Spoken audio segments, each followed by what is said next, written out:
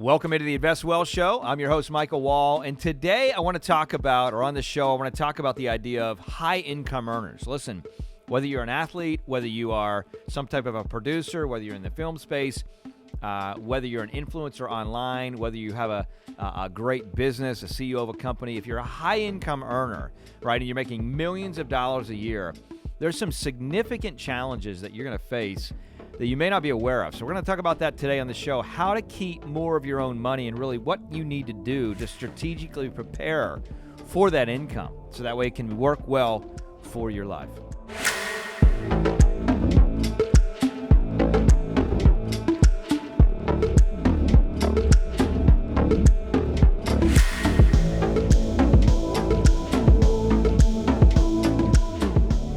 All right, so let's jump into it. You know, a lot of times people look at salaries. In fact, I was just looking at something the other day where Messi was being offered by a team in, I think it's Saudi Arabia, the opportunity to receive like $430 million a year. I don't know if you saw that or not. 400 people are like, oh my gosh, $430 million a year. Well, that's not in America. So the tax structure is going to work a little bit different there.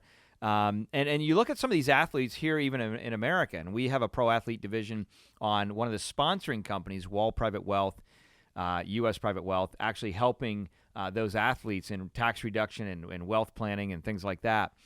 But one of the things that you don't think about maybe sometimes, and in particular if you're watching this, if you are an athlete, you know, you may not think about the consequences of that money. Sometimes you may look at a contract that you sign and you say, okay, I'm going to get $10 million a year or $15 million a year or $20 million a year or $5 million a year for X period of time or whatever that number looks like. And that's kind of the only number that you see. Obviously, there's going to be a lot of times endorsement money that comes along the way. But the challenge is that money is not necessarily money that you're going to get to keep. So I'm going to start with athletes as an example. And in particular, we'll call it NFL, right? So many of you that are in the NFL, if you're watching this, know that you actually get paid and taxed based on where the games are played. In fact, baseball and the MLB has the same situation. And so what ends up happening is the monies that you actually get from your contract, let's say it's $10 million a year, is not actually what you get to keep. And the big challenge for a lot of these guys that we've seen in times past is they're in a place where like, oh gosh, I got $10 million a year. I'm going to start to equate my lifestyle around that number. Now, again, if you're not an athlete and you're a CEO or you're just another higher income earner, you can sometimes fall into this category of thinking that way as well. Well, if you don't really get strategic and do planning, because a lot of times people say, hey, here's a CPA you need to connect with, or hey, here is a wealth team that you need to connect with. And that's great. They can help you with a lot of things. But I can tell you that we've come alongside, we've partnered with, we've done coaching for a lot of different CPA firms in the country, as well as other advisors in the country. And I can tell you that many of them, even though they may be great people, don't specifically have the tools and resources to help some of these higher income people and some of these higher income folks.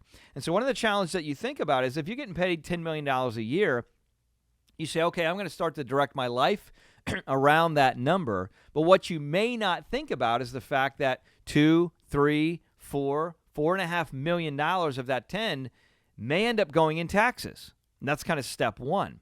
And what kind of starts to happen sometimes is at the end of the year, you're not prepared well for that. And you're in a place where the IRS is kind of biting you in the butt.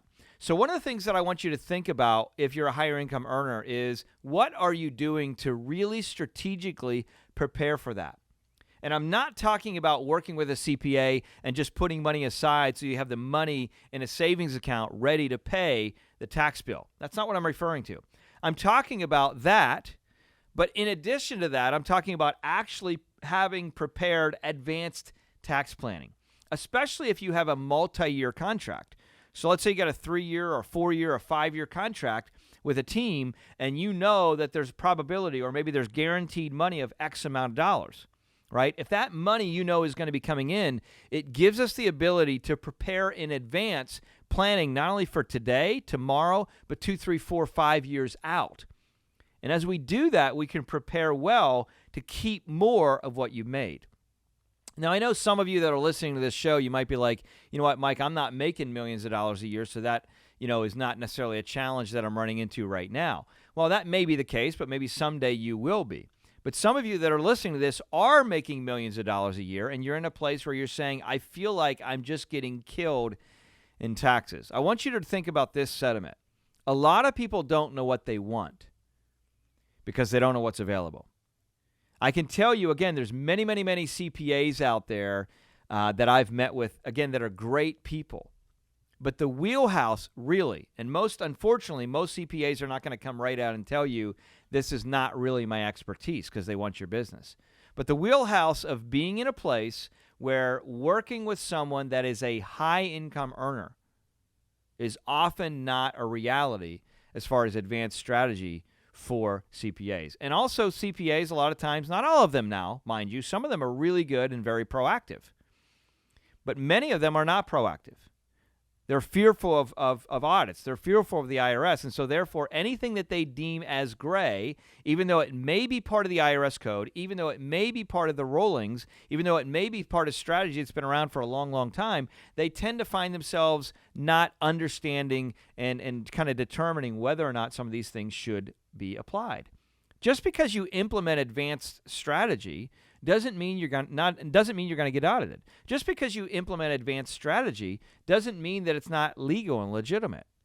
Remember, the IRS code, almost 78,000 pages, has been written in a lot of ways to help us, kind of like the Bible as our guide in life. The IRS code is our guide to kind of learn and mitigate what do we need to know to reduce taxation. 170H, as an example, is part of the IRS code that gives us the ability to significantly reduce taxes. We were able to consult and be a part in some aspects on a deal last year that literally collectively saved families almost $25 million in taxes in 2022. So there's two aspects to this when you look at higher income earners. One is creating a plan not just for today, but 2, 3, 4, 5 years out. So that way you can maximize your retaining and retention of the income that you should be getting. Number two is creating a real strategy around the wealth, which is in a place that doesn't just have the lens of markets, picking the right stocks or picking the right crypto or picking the right, whatever that is suggested. Actually looking at a diversified, well-rounded plan, including things like quality direct real estate, like private equity, buying in other private companies, buying into other type of deals that give consistent yield day after day, month after month, year after year. These are all things that we're incorporating over the years, and one of the things that I want to challenge you to think about with your life. I wanted to take a minute and share this show because I really believe that one of the biggest challenges that we have for folks that are earning more is they just don't know where to go to get quality strategy. Now, why is this important? I really believe that it is our goal in life to plant shade trees under which we will never sit. And I believe it's many folks' desire, not everyone's, but many folks' desire that actually makes quality income to actually add value to the world around them. And so people default by saying, okay, let me set up a foundation, or let me set up a charity, or let me set up some of these organizations, and that will be my route. And those are all wonderful things. But what if by implementing and incorporating advanced planning, you were literally able to actually give 2 to 3 times as much to those organizations, which doubled or tripled the impact that you were able to leave? These are questions that I think you need to be asking yourself, because now you are accountable for stewardship of the wealth that's been placed in your hands.